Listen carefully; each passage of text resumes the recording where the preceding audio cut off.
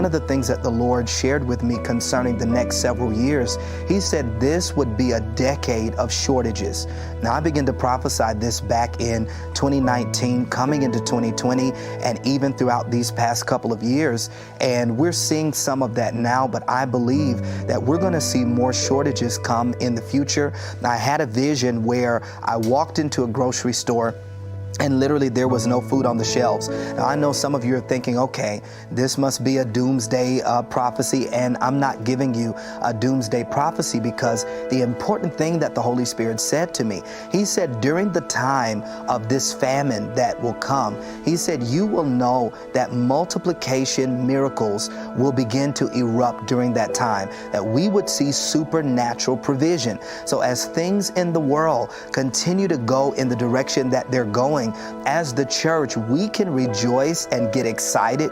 We can really just put our hearts and minds on the things of God, because He's going to show up in miraculous ways for us. So I want to encourage you, no matter what you see going on around you, God is with us. He is in the midst of all of the things going on, and nothing catches Him by surprise. You know, that's the important component to the prophetic. Prophetic ministry is so important today, and that's why the enemy has tried to attack it left and right, because he knows the power of prophetic ministry. When the Holy Spirit is given the freedom to move through us and to speak through us, He gives us glimpses of the future so that we can pray and put a stop to calamity, so that we can intercede for others, and so that we can be mentally prepared for what's coming ahead.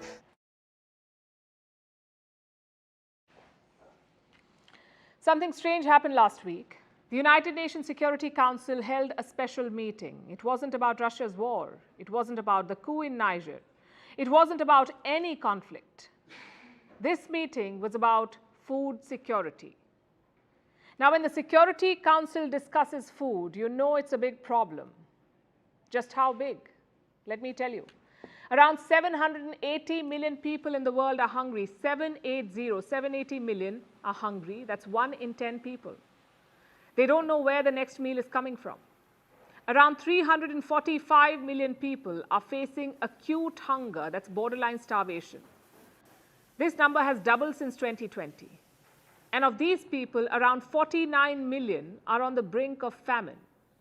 These are unprecedented levels. The World Food Program was set up in 1963. Since then, global hunger has never been this high. So why now? Well, one reason is the population. When overall population rises, so does the hungry population. But that alone is not causing this. Two man-made problems are fueling this crisis: conflict and climate change. Around 70% of the hungry population lives in regions affected by war, places like Yemen, Congo, Chad, Niger. It's a fact of life. Where there is war, there is hunger. And the war in Ukraine is making things worse. Ukraine makes up around 10% of global wheat exports, plus around 15% of corn exports. Most of this went to the developing world, but it's not going there anymore. Last month, Russia withdrew from the Black Sea grain deal. They've stopped Ukraine from exporting food, and this is the result: a resurgent food crisis. Wheat prices are up nearly 10%. Millions of tons of wheat are stuck in Ukraine. Think about how absurd that is. 780 million people are hungry, yet wheat is just rotting away because of war. That's one problem. The second cause is climate change. 2023 has seen some of the worst heat waves. Last month, July, was the hottest on record. This erratic weather is affecting output. Wheat yield is expected to fall around 20% in the next 2 decades and around 40% by 2080. So our population is rising, but our food production is falling. Obviously, that is bad news. These two factors have forced countries to take drastic calls. India, for example, we've banned the export of 2 important grains, wheat and non-basmati white rice. Both decisions were crucial. India makes up around 40% of global rice exports. That's around 22 million tons. A big chunk of that is non-basmati white rice. Imagine that supply disappearing overnight. The effects are already visible. Rice prices are up almost 20% compared to January. It's the highest level since 2011. So here's the bottom line. Climate change is reducing our output. War is affecting our supply lines. If you add these two, what do you get? A global food crisis, that's what you get. If you produce food, you can escape this somehow. Like India or the United States, you can control your exports and keep more to yourself. But that's a luxury. More than 130 countries are net importers of food, meaning they buy more than they sell. These countries are at the mercy of global factors. When Russia pulls out of the grain deal, these countries are helpless.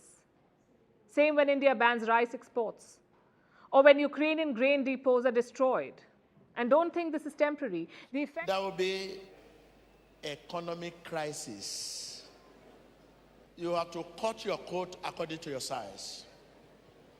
Those of you that have surplus, whatever you can do now to live moderate, the only way you can be saved if your treasure is in the hand of God. There will be economic crisis. It's coming and it's everywhere. You'll be forced to humble. Tell your neighbor, you will be forced to humble. There will be economic war because there's no enough money to fight war. There will be crisis in economy. Countries that rely on the mineral resources like oil, they should quickly look beyond oil. I'm just telling you long-time prophecy, not immediate. What you can begin to prepare yourself now. You that are into this, you have surplus now. What can you do now? Because this surplus will be forced to reduce. Because if you have too much, your government will question you how you get it. There will be limit, very, very limit, that will not help your company, your industry. A limit of money you can move from one place to another. There will be law that will make you moderate, live modest. You'll be forced to live modest because the law will come that will force you to live modest. There will be a limit of money you can move from one place to another. So you'll be forced. And that limit of money will not be enough to maintain your business. In order to regulate the crisis that will be, and that law will soon come. It will come and they will pass this law, international community. It will be battle, battle, battle, economic battle, economic battle, economic battle, economic battle. It has not started, but it is the flame of it. But it will soon come out boldly. You will see the handwriting. So you pray for the whole world. A food shortage in the UK is forcing some supermarkets to ration fruits and vegetables. And as CTV's Vanessa Lee tells us, British consumers are dealing with fallout from a combination of factors. We've been to a couple of different supermarkets today, and there are a lot of empty shelves, a lot of signs that say temporarily out of stock. And so that is why more or less every grocery chain here has put limits in place. The one that we went to today called Aldi puts a limit on the number of cucumbers and tomatoes and peppers that people can buy. So it's a limit of 3 per customer. And the sign says it's so that there is enough to go around for everyone. And really, and at other grocery stores, it's not just the 3 items I just mentioned, but there's also raspberries that are in short supply. So they're limiting those, as well as bagged salad and cauliflower as well. And there are a couple of reasons for this. The first one that you mentioned is weather. So the UK gets... Hear me and hear me carefully. As a child of God, I'm giving you wisdom. I am not telling you to change your career. Don't change your careers. But I'm giving you wisdom to sustain yourself. Invest in the food industry or in the water industry. The price of things will not go down. They're actually going to increase. This is the time to store grain. Figure out what companies are doing, like shares, like food sincerely. Whatever you can do to invest in the food industry, it's going to multiply very quick. I really am hoping that I'm wrong. My prayer is that it won't happen. But if you can, be wise enough. Be wise enough.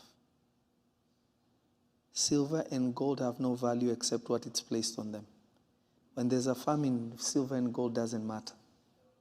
It only matters in buying things, but it doesn't matter in terms of survival. I saw this thing of food scarcity or a type of famine, a scarcity, obviously an economical drop, something like that. I wasn't sure if it is connected to the first point that I said, but I saw this thing. I saw people standing in queues and lines for food.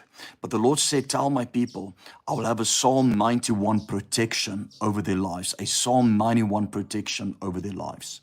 For I will put them into a psalm. Well, joining us now in Studio 57 is David Beasley. This is his first interview since recently stepping down as head of the United Nations World Food Program. And David, together with the agency, is also a recipient of the Nobel Prize. David, so great to have you here and for the work that you've done. I think a lot of people are surprised that after years with this problem of food insecurity getting better, that it is doing so poorly now. Fill us in on what's going on. Well, here's what's really quite remarkable. When I took this role 6 years ago, reluctantly, because I didn't want to do it, but I got talked into it, and God knows it's the greatest job I've ever had in my life, including being governor. It's just saving lives of people is just a remarkable blessing. And so we were 80 million people marching to starvation then. 80 million. Went to 135 because of man-made conflict and climate shocks.